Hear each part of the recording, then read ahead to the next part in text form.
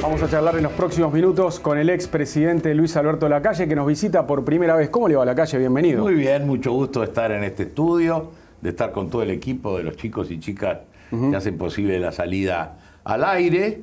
Esta combinación de diario y televisión es simpática, implica que los medios de a poco van tratando de complementarse. Como decíamos el otro día en la charla tan linda que tuvimos, cada medio tiene su especificidad, tiene su atractivo, pero acá tenemos lo escrito respaldando lo televisivo o lo visual o al revés. Bien, y lo hemos visto muy tranquilo este año. ¿Aprovechó para hacer qué? No, vamos a ser bien sinceros. En el año 2010, el 11 de junio del 2010, ante la convención del partido reunida en el Platense, yo inesperadamente para casi todos hice un anuncio. El anuncio era que no me iba a presentar en las futuras elecciones como candidato a presidente, y como para remachar y reafirmar esto, de que no era como la vez pasada en las actuales circunstancias, también dejé la presidencia del directorio del Partido Nacional, que es la más importante dignidad que pueda aspirar a alguien en el Partido Nacional. Y ahí se produjo, como tú sabes, un espacio, aparecieron algunos compañeros, compañeras, no cuajaban, de acuerdo a lo que se iba midiendo, ninguno lograba una ventaja importante. Y entonces, pasado un año, creo que fue hasta un año completo, empiezan los muchachos a llevar adelante la candidatura de la calle Pou. Y esa candidatura, que al principio pareció prematura, tuvo muy buen éxito. La calle Pou le imprimió a su campaña su propio sello, como debe ser, y muchos de nosotros quedamos allí como asesores, Y además era natural que no participáramos en el mismo nivel. Parecía un poco pan con pan que estuviéramos en la misma tribuna. Entonces yo me quedé a un costado. Es una sensación rara, voy a confesar, porque desde 1958 he participado en las elecciones, pero ahí estamos. Mi función en el propio partido de presidente del directorio, me vine integrante de una seccional, que es lo mínimo. Yo soy integrante de la seccional de mi municipio. Y bueno, y ayudo, doy ideas, estamos en temas de organización. Yo tengo una tarea distinta, por eso no es tan visible, pero espero que se note en los resultados. Claro. ¿Y extraña la política con perfil más alto, la más activa? Sí, porque eso tiene una adrenalina, tiene una sensación de estar en la punta del pelotón, pero yo creo que los liderazgos modernos no van a ser para siempre. Vamos a ir para atrás un poquito. El liderazgo, digamos, más fuerte que se conoció en mi época fue el de Wilson Ferreira, y para atrás el de Luis Alberto Herrera, digamos, dentro del siglo XX. Yo nunca he sido como Wilson Ferreira, no me voy a creer que sea tan líder, pero fui presidente de la República, cosa que otros no llegaron. Y creo que los medios hoy agotan las figuras. Yo me acuerdo cuando inicié mis campañas con el doctor Herrera, con mi abuelo, en el año 58, recorrimos todo el país en el ómnibus, había gente que hacía 4 años que no lo veía. Y si lo veía en la foto muy borrosa de ese entonces, del diario El Debate, pero aquellas con puntitos, ¿no es cierto? Que uno decía, ¿este es Herrera o no? Entonces iban a verlo. No había televisión. Es difícil que todos los que nos estén mirando hagan el dial para atrás. Sin televisión, sin encuestas. Los diarios eran lo único cuando llegaba a ciertas zonas del país. Entonces era verlo, escucharlo. Después la radio, como comentábamos el otro día en esa charla que tuvimos, achicó la distancia, es un medio fantástico. Pero hoy es la televisión, el diario, la radio y las redes sociales. Y la espontaneidad de crear pequeños canales, porque si yo tengo ganas me invento un canal y lo cuelgo y alguna gente lo va a mirar. Entonces, hay un desgaste mucho mayor de las figuras. O sea que en síntesis, estoy del otro lado de la raya de cal. Antes estaba dentro de la cancha, ahora estoy afuera. Bien. ¿Cómo vivió su visita a Venezuela el día de las elecciones, en el fin de semana de las elecciones? Era mi tercera visita en observación electoral. Yo había estado antes, en la época de Chávez, con el presidente Carter, que tiene un centro Carter justamente para el tema de las elecciones. El presidente Carter era una persona muy bien, mejor expresidente que presidente. Me invitó y yo pertenecía, ahora no sé si estoy o no. Y había estado 2 veces más. La observación electoral, entendámonos, el que crea que yendo a las mesas ese día hace observación electoral, no es cierto, no es posible. En Venezuela hay 40.000 mesas, diríamos nosotros. Ellos le llaman circuitos o no sé qué. 40.000 mesas. Acá en Uruguay hay 7.000 o 6.000. Entonces uno que va a preguntar al tipo, mire, lo dejaron votar. Sí, es insignificante lo que se haga. Lo interesante es los que analizan, como analizaron, y sería bueno que viniera acá a la televisión González Risotto, el ex miembro de la Corte Electoral, Rodolfo, que fue ministro de Defensa del gobierno mío, nuestro gobierno. Esos son los que hacen, porque esos miran cómo va la propaganda, pueden escribir las listas, y ahí era un déficit brutal. La propaganda de los otros no existía. Le copiaron la carátula, las listas, porque allí aparece un cuadrado gigante y uno toca, con el dibujito, en una parte de memoria visual. Y suponte tú que un partido se llamaba Partido Democrático Nacional y el otro pusieron Partido Nacional Democrático, el mismo color, todo para que la gente, que allí mucha gente era analfabeta, una cantidad de tretas. Eso es lo que había que controlar. O sea, usted no siente que haya sido un observador, pero lo que vio estuvo dentro de la normalidad. Cumplimos otra función. Ah, bien. Al ser expresidente, que tampoco somos Superman, pero éramos 6, 2 señoras, la presidenta de Costa Rica, Chinchilla, y Moscoso, ex de Panamá, Miguel Rodríguez de Costa Rica, Jorge Quiroga de Bolivia y Pastrana de Colombia, que tiene mucho prestigio porque es vecino de Venezuela. Sí, claro. Entonces ya había una cierta representación pasada y nos habían invitado los opositores que habían formado una fuerza conjunta, común. Y entonces ahí estuvimos hablando con la canciller, la señora Rodríguez, Delcy Rodríguez, con un integrante de la Corte Electoral, que allí se llama Centro Electoral, y con el presidente Maduro. Eso, claro, ahí uno ya pudo. Llegamos a la conclusión de que todo iba muy legal, porque el presidente Maduro fue muy, muy enfático, ¿no? Acá lo que importa es el resultado.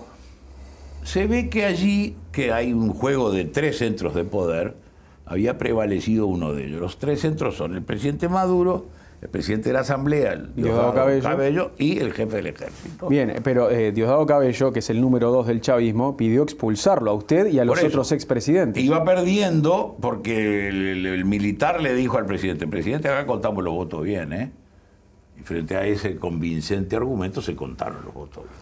El otro que venía además perdiendo, ahí está la carita del amigo Cabello, que venía perdiendo en su zona, donde se suponía que era estaba malísimo, y entonces empezó estos presidentes desocupados, que hay que echarlo, bueno, todo medio bla, bla, bla, bla. No pasó nada, no pasó nada. ¿Y cómo vivió usted el triunfo de la oposición en Venezuela? ¿Cómo lo evalúa? Yo creo que era una corajeada muy grande, porque la situación de vigilancia y de ejercicio del poder es está muy presente en la vida de todo el mundo. Pero también nadie puede contra los anaqueles vacíos y las barrigas a medio de llenar. los almacenes no tienen comida, se puede comprar un día y uno compra lo que encuentra.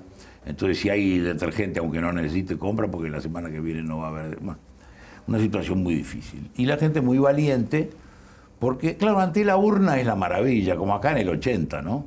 Sí, sí. Calladito, calladito, púfate, yo pongo lo que quiero. Y en Venezuela no olvidemos que fue un país que tuvo un sistema de partidos muy populares, el COPEI y la Alianza, durante años, ¿no? ¿Y qué lectura se puede hacer del triunfo de Mauricio Macri acá enfrente, en Argentina? Bueno, yo creo que son circunstancias bastante distintas. Ajá. Pero es un triunfo que antes de la primera vuelta nadie esperaba. Sí. Antes de la primera vuelta. Sí, ahí estábamos en la duda.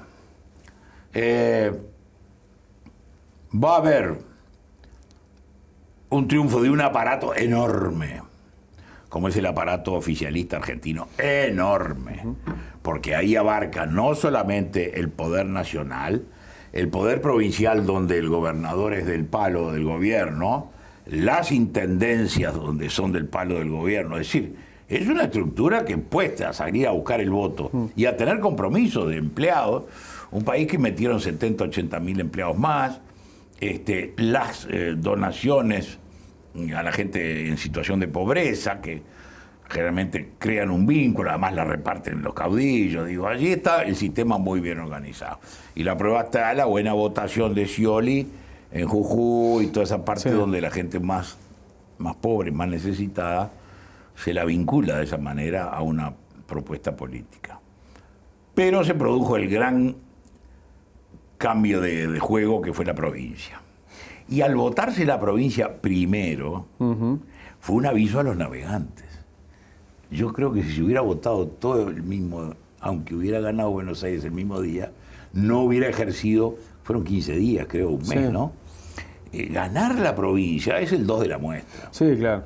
Después con una espadilla y hasta terminó. Es clave, claro. Entonces yo creo que ese fue un mensaje muy fuerte, doble, a la opinión pública en general de que se podía ganar. Sí, por parte de la provincia de Buenos Aires es el 38% de los votos. Pero además es como un símbolo. Es un símbolo. Primero al votante independiente, que en la Argentina es muy diferente, los políticos, un país que no tiene esa cuestión nuestra con la política. Pero además una señal a los de la estructura de Buenos Aires y de las provincias que dependen de estar bien con el gobierno, como diciendo, che, Macri ya tiene la provincia adentro, vamos a hacerlo ganar del todo.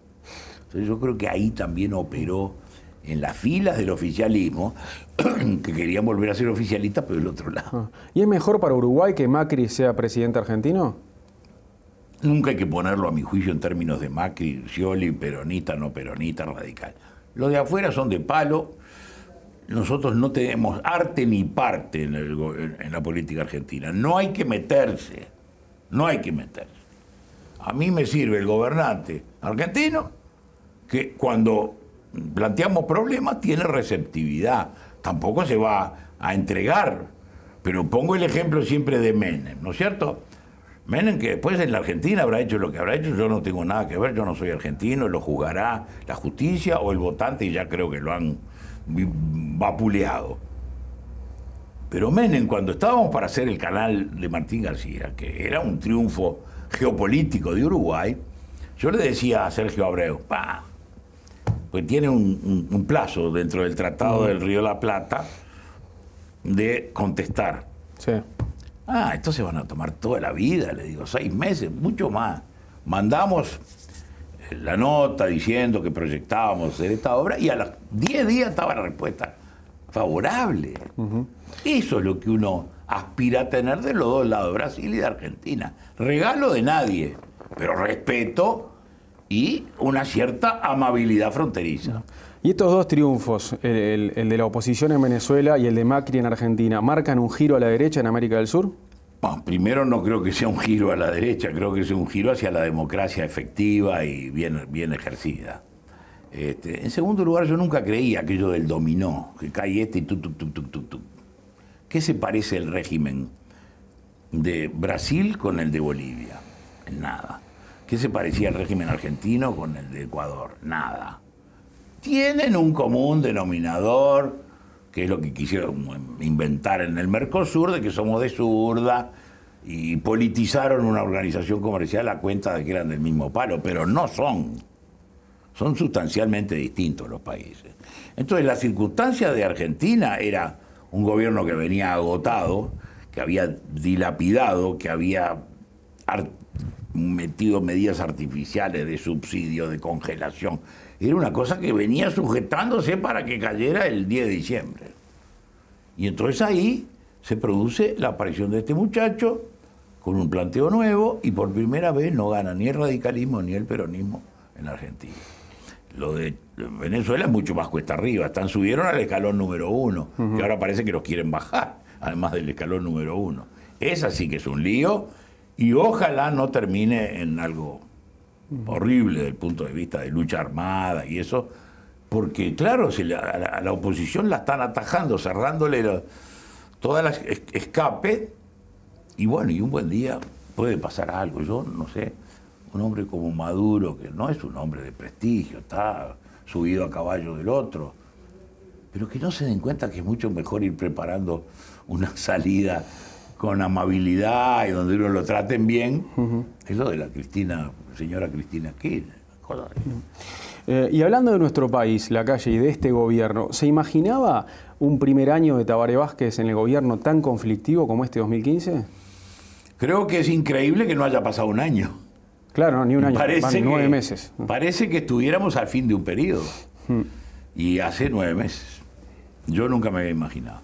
Nunca me imaginé hasta qué punto eran verdad las grietas, las divisiones, las costuras que se notan entre un grupo y otro. Que cuando se acabó la bonanza económica que los soldaba porque era un gobierno de dar y de buena onda, y bueno, ahora en la carestía se van a ver mucho más los perfiles, ¿no? Cosa que a uno no le alegra porque faltan 4 años. Sí. En la enseñanza ya tiraron la toalla. ¿Usted piensa que ya está tirada la toalla? Totalmente. Aquello de que le voy a cambiar el ADN y que uno decía, bueno, vamos a... No, minga.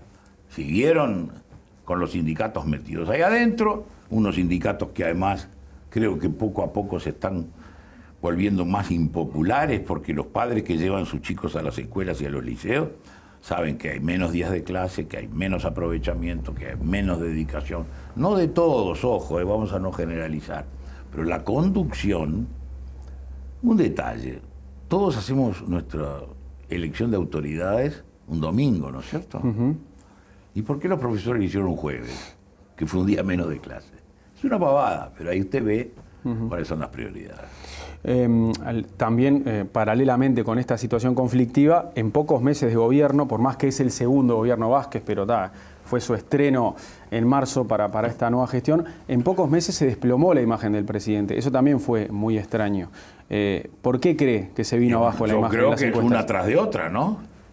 El pobre Vázquez está atajando penales y no los ataja todos, ¿no? Se le han colado cada gol. Es mucha la sumatoria. Sobre todo la asociación con los sindicatos, que me ha permitido a mí escribir un artículo el otro mes que se llamaba El gobierno sindical cívico. Ya ni siquiera cívico sindical. Un artículo que salió en El País. En El País, el primer domingo me toca a mí en El País.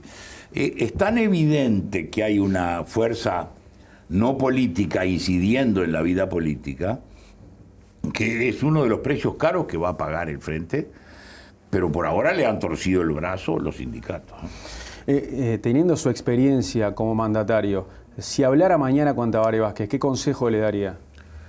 Yo cada vez doy menos consejos, che. Porque me parece, no sé, me parece que tampoco yo puedo parecer acá como que sabiendo más que el presidente Vázquez. El presidente Vázquez está ahí y él sabrá, porque además tampoco es novato. No, claro. No sé, me parece que queda feo ya el consejo. ¿Y qué tipo de relación tiene hoy con el presidente Vázquez, usted? Bien, estuve con él hace 3 meses, que fui a entregarle una invitación que tenía que entregarle de mano propia y charlamos un rato, no hablamos de política de entrada, le dije, mirá que esto no es un cuento que vengo a entregar la invitación para después agarrar un rollo. Bueno, qué suerte me digo. ¿Se puede saber para qué era la invitación? Para una presentación que se hizo acá de un grupo brasileño. Fíjese qué interesante, en el Brasil existe una asociación que se llama LIDE, que trata de que empresarios y políticos tengan un punto de encuentro para criticarse y hablar. Tiene, creo que son 5.000 empresas adheridas, y hace todos los años en la costa del Brasil, en la costa del estado de Ceará, allá arriba, cerca de Bahía. No me sale el nombre ahora. ¿Ceará, iba a decir? No, Ceará es otro estado. Ah. Y bueno, hicieron una cosa en Uruguay, y a mí me parecía importantísimo, y querían que el presidente abriera. No fue ni el presidente, ni el ministro de Relaciones, ni el ministro de Economía, fue la ministra de Turismo.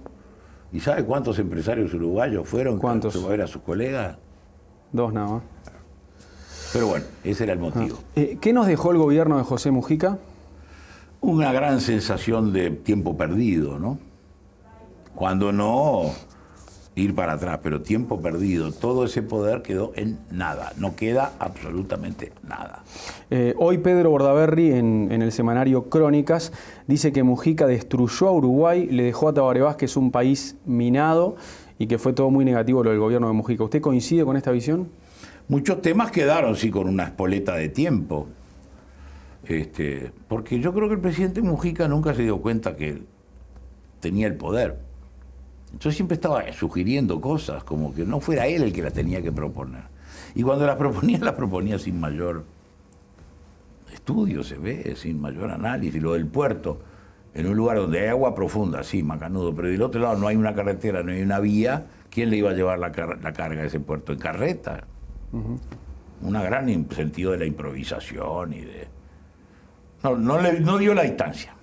¿Es mejor este gobierno de Vázquez que el de Mujica? Yo creo que son todos malos, ¿no? Todos malos porque tienen una continuidad. La principal es la figura del ministro Astori, que es el gran responsable, porque sabe, es el gran responsable de la caída económica. El día que se haga el análisis hay que tomar 1 de marzo del 2005 y el último día de este gobierno, y ahí hay un común denominador que se llama Danilo Astori. ¿Pero se le puede decir caída o simplemente es que ya no crecemos tanto como antes? Bueno, yo creo que si tomamos los guarismos de la inflación, del déficit, hay una tendencia al crecimiento de malas cifras. Pero además veamos en qué contexto, en contexto de prosperidad. Entonces eso es lo que... Porque cada uno hay que juzgarlo de cómo le tocó la cancha. Embarrada, seca, ¿eh? El gobierno nuestro, embarrada y complicada. Hay que juzgarlo en esos parámetros. Estos gobiernos con dinero, mayoría absoluta, dentro de esos parámetros. ¿Y cómo está observando el episodio de ANCAP? Yo creo que tenemos que esperar a las conclusiones. Fue una suerte, ven, los que no querían la comisión investigadora. Fíjese usted lo que logra una comisión investigadora. Todo esto se iba a quedar. Entonces yo creo que las comisiones investigadoras no son un capricho y hay que votarlas. El Partido Nacional las votó siempre, aun cuando eran sobre temas del Partido Nacional. Igual el gobierno sigue diciendo que la comisión investigadora se creó con un objetivo que era el de detectar ilegalidades y todavía no se confirmaron esas ilegalidades. Sí se puede coincidir en una mala gestión. Sí, lo que pasa es que acá estamos jugando por el agujero finito o el agujero grande. El agujero finito, estos quieren que pase, los señores del gobierno, quieren que pase lo mínimo. No sabemos si hay delitos o no. Cuando los hechos que tengan la característica, el parecido con una situación delictiva, los que están en la comisión harán lo que tengan que hacer. Pero y después, yo pregunto, si en una empresa cualquiera pasa lo que pasó en ANCAP, los gerentes quedan, se van para la casa y se ponen bigote postizo. Entonces acá no conocemos el concepto responsabilidad política, mínimo de autocensura, de mirarse al espejo y decir, en esto me equivoqué. ¿Y quién es el responsable político de estos números en rojo? ¿El Ministerio de Economía o Raúl Sendic? No, yo creo que es el Raúl Sendic porque es una empresa. Ahora, ¿cuán independiente es la empresa? Por eso es el tema de las empresas. Fíjese, ANCAP nace en el año 31. ¿Qué tiene que ver alcoholes con cemento y con refinación de petróleo? Tendrían que ser tres empresas distintas. Si es que había intención de que el Estado fabricara cemento, fabricara alcoholes y perfumes, porque ahora descubrimos que hace perfumes ANCAP también. Para mí son tres cosas que, atadas y metidas en la misma bolsa, hacen que ANCAP, a través del precio del combustible, les arregle las cuentas a los otros. ¿Y qué opina del rescate que anunció el Poder Ejecutivo ayer? Un rescate por 900 millones de dólares y no será removido, no van a remover a ninguna autoridad. No, yo creo que entonces es todo un mensaje acá. Cualquier administrador puede hacer cualquier desastre que desde el punto de vista de el poder político que representa el Frente Amplio, eso nunca lo va a sancionar. ¿Por qué? Y porque son de ellos. No es lo que se aconseja para un buen gobierno. Ayer acá en el Observador TV, Adolfo Garcé, el politólogo, Fito Garcé, dijo que considera este año 2015 como una buena temporada para la oposición, porque si bien en muchos momentos tuvo perfil bajo, porque el ruido lo hacían entre frente amplistas, él considera que temas como la investigadora de ANCAP marcaron a fuego el año político. Entonces él dice que fue un año bueno para la oposición. ¿Usted opina lo mismo o coincide? Eso para una oposición como la que hacía el Frente, sí. Nosotros nos da pena que haya un año como este. Porque el Partido Nacional vive bajo una consigna. Lo que es bueno para el país es bueno para el Partido Nacional. Entonces nosotros lamentamos este año tener que hacer lo que hicimos, haber tenido que hacer lo que hicimos. Lo lamentamos. Hubiéramos preferido un gobierno próspero, un ANCAP que bajara los combustibles cuando baja el petróleo, porque somos el único país que se saca la lotería al revés. Porque acá baja a la mitad el precio del combustible, del petróleo, y baja 5%, creo que fue una especie de burla. Ahora tendría que estar 10 pesos menos o 15 pesos menos. Entonces nosotros no decimos qué buen año porque le fue mal al Uruguay, ¿no? No somos tan pizarreros. ¿Qué panorama observa en la interna del Partido Nacional? Creo que el Partido Nacional está desde hace mucho tiempo coordinado. Es un partido donde tiene una cúpula y después flexibilidad, donde hay gente de la antigua generación, gente de nuevas generaciones, y aparecen unos cuantos muy buenos legisladores, dirigentes, buenos intendentes. Me parece que el partido que cumple 180 años el año que viene, ¿no? Son más de 4. Sigue dando criollos el tiempo, como se dice. Sigue apareciendo gente, sigue siendo gente que le gusta la vida política y que se entrega y que se da el ejemplo, como, no sé, nuestro director de ANCAP dejó la actividad privada, una importantísima posición, y se metió en ANCAP, que es ir a comprar un lío, ¿no? Porque hay que estar ahí adentro. Bueno, esa es la gente que rescata el sentimiento de nacionalismo y de defensa del país. ¿Lo ve a Luis Lacalle Pou ganando la interna de nuevo? Cuando lleguen las internas, veremos. Yo creo que empezar a electoralizarse ahora no es lo indicado. Ahora es tiempo político. Entonces la diferencia es que en política se siembra y en electoral se cosecha. Es decir, usted no es tomado como candidato en abstracción de todo lo anterior. Los candidatos van presentándose ideas, posiciones. Y un buen día decimos, ¿y sabes qué? Además quiero ser el candidato. Ahora, qué orgullo debe ser para un padre que fue presidente ver a su hijo con chances de llegar, ¿no? Para mí sería de los días más lindos de mi vida si Luis llegara a ser presidente de la República. Pero lo que me estoy más orgulloso de él es que es un luchador y la va a luchar porque no le toca fácil. Y se posicionó como un líder temprano, a temprana edad para lo que es Uruguay, ¿no? Y además con un posicionamiento exclusivamente de él, ¿eh? Ojo, esto lo llevó él adelante, aún con discrepancias y críticas que le formulábamos, y sacarse eso. Y en esas críticas que usted le formulaba, ¿cómo se daba el diálogo? O sea, ¿usted es un gran consejero de su hijo o no tanto?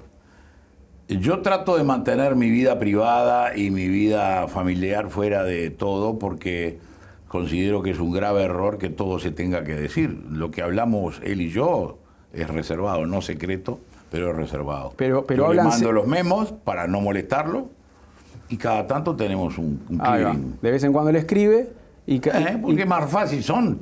Yo no soy tuitero, pero los 140 caracteres, 200 es lo mío. Tac, tac, tac, tac, chum, tac, tac, tac, pum, va. Y ahí va a él, a veces va a él y Luis Alberto Heber cuando es cosa del partido. Es mi función. Yo soy los otros dos ojos que tienen una cierta experiencia que el partido puede aprovechar. ¿Y cada cuánto se juntan a hablar de política? Pero no es regular, ¿No es regular? No es regular, no está tan regimentada la vida. En el libro de Daniel Superviel, que es Por la Positiva, o en realidad es La Positiva el nombre del libro, hay una anécdota que parecería que marcara el cambio, ¿no? Es de esa reunión, la anécdota de esa reunión en Trinidad, en Flores, sí. En la que usted aparece, según Daniel Superviel, sentado en el sillón más grande o en el sillón principal y dice, bueno, vamos a arrancar o algo así, dice usted, vamos a empezar, y la calle Pou dice, no, acá empezamos cuando diga yo. Y se empezó cuando dijo él. Claro. Sí. Lo que pasa es que ¿recuerda ese hecho? Quizás yo no lo hice, quizás Superviel lo hace aparecer como que yo quería reivindicar. Yo pasa que soy un manijeado. Y si era a las 10:05 yo quiero empezar. Pero no, es que refleja la verdad. Luis Alberto Lacalle Pou es el líder de nuestra corriente dentro del Partido Nacional. Y yo soy, yo qué sé, el antiguo. Claro, pero debe ser una sensación extraña, porque al mismo tiempo que le da orgullo a usted, obviamente, debe ser raro que ahora mande su hijo y que usted vaya a reuniones en las que manda a su hijo. No. Yo, como siempre, he sido muy verticalista y muy amigo de la jerarquía. En la jerarquía política, él es más que yo. Está, punto. Me parece que así hay que aceptar las cosas y lo hago con agrado.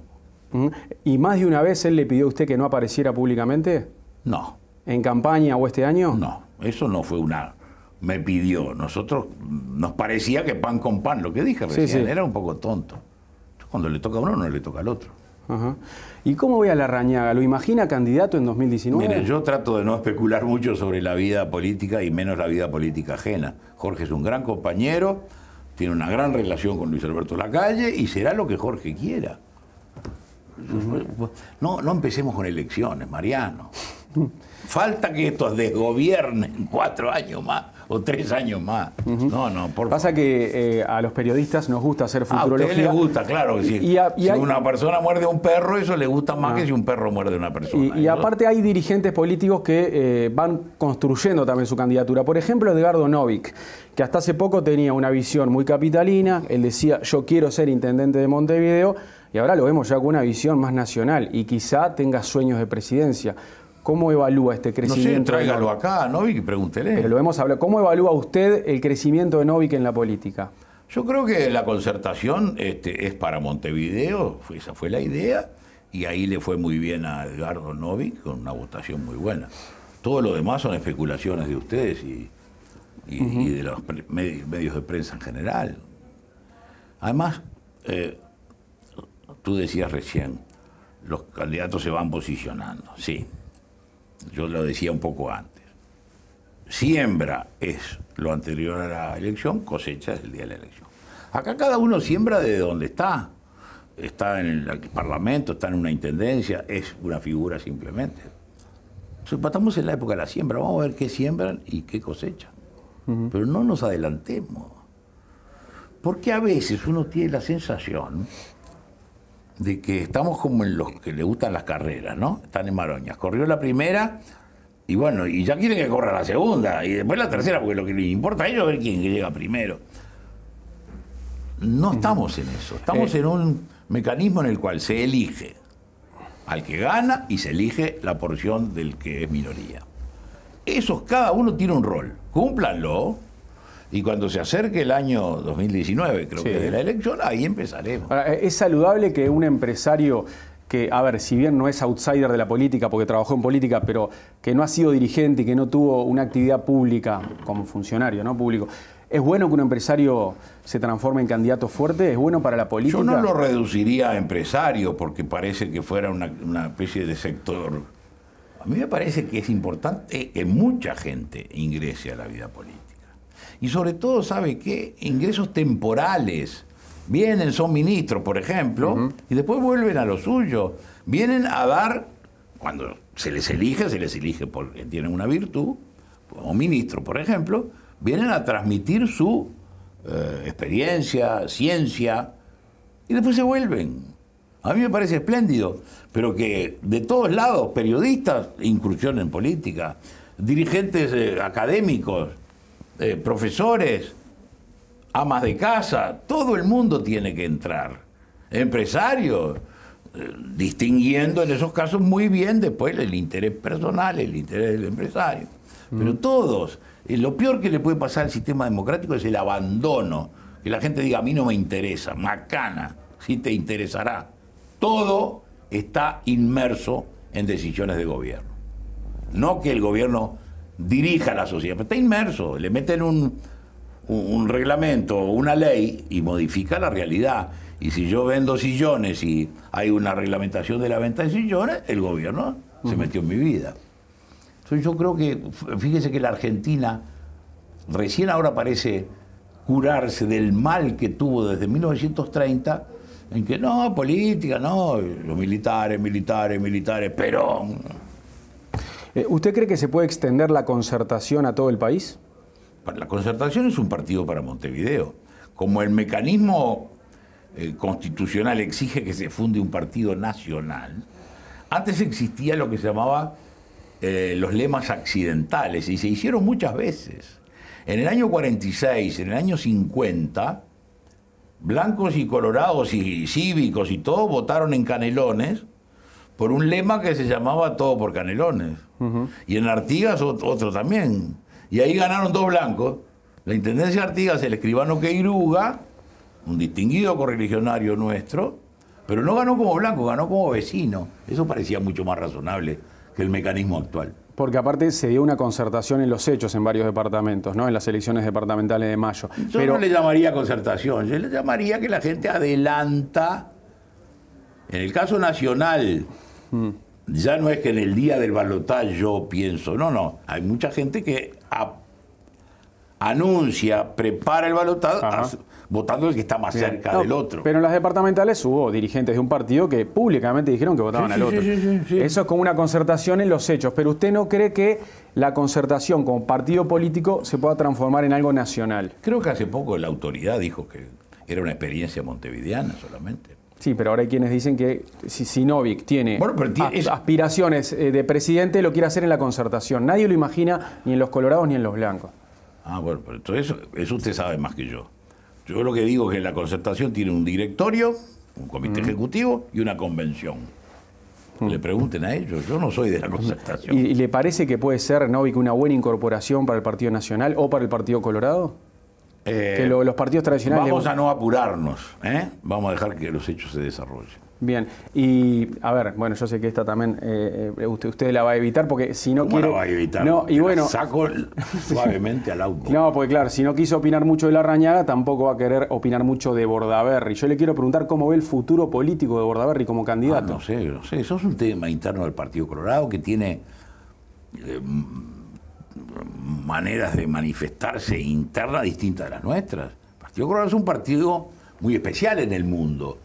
No olviden que tuvo 93 años en el poder. Entonces es un partido con una fortísima impronta de ejercicio del poder. Nosotros, en cambio, el Partido Nacional siempre estuvimos afuera, somos más revoltosos, digamos, más de sectores. Así que yo no sé. Bordaberry es un distinguido ciudadano que ingresó a la vida política también un poco viniendo de la parte privada. Y me parece que son aportes siempre. ¿Y corre riesgo de desaparecer el Partido Colorado? Yo espero que no y creo que no, porque el Partido Colorado, que es nuestro compañero histórico, es una figura, es una institución que tiene una interpretación del país que no es exactamente la mía, pero que es muy auténtica. Y yo, de la misma manera que habemos blancos que seguiremos siendo blancos, aunque el nuestro se llama Partido Nacional y eso implica incorporación de otras fuerzas, el Partido Colorado tiene una raíz muy honda. El año que viene, en Carpintería, se van a cumplir los 180 años de que los dos nos peleamos por primera vez. Entonces yo creo que todas las fuerzas políticas, Asamblea Uruguay, ¿Quién no le parece que digno de respeto el esfuerzo que hicieron? Creo que tienen un diputado, ¿no? Bueno, esas son las cosas que la democracia permite. No como dice el señor Mujica, demasiada democracia. Porque solamente Mujica es capaz de decir eso y salir ileso de las manos de ustedes, ¿no? Si lo hubiera dicho yo, me cuelgan en primera página en El Observador. ¿A usted le parece que Mujica tiene otra protección para esas declaraciones? ¿Sin protección o le tienen miedo? No sé cómo es la cosa. ¿Qué es lo que más le preocupa de Uruguay hoy? La educación, porque es lo único que no se arregla haciendo clic. Requiere toda una revisión desde los programas que tienen a los aspirantes a profesor, desde la calidad de formación de los profesores, la calidad salarial, que traiga gente de primera, y después los niños y los adolescentes. Ahora, hay medidas que se pueden tomar inmediatamente, más días de clase, pero eso con el sindicato actual y la posición del gobierno de estar tan a favor del sindicato no la veo. Doctor Lacalle, le agradezco mucho por la visita. Muchas gracias. A ver cuánto hicimos. Más de lo que habíamos pactado. Bastante. Así que pagan multa. Como 40 minutos hablamos. Muchas gracias por venir. Chao. Que pase bien.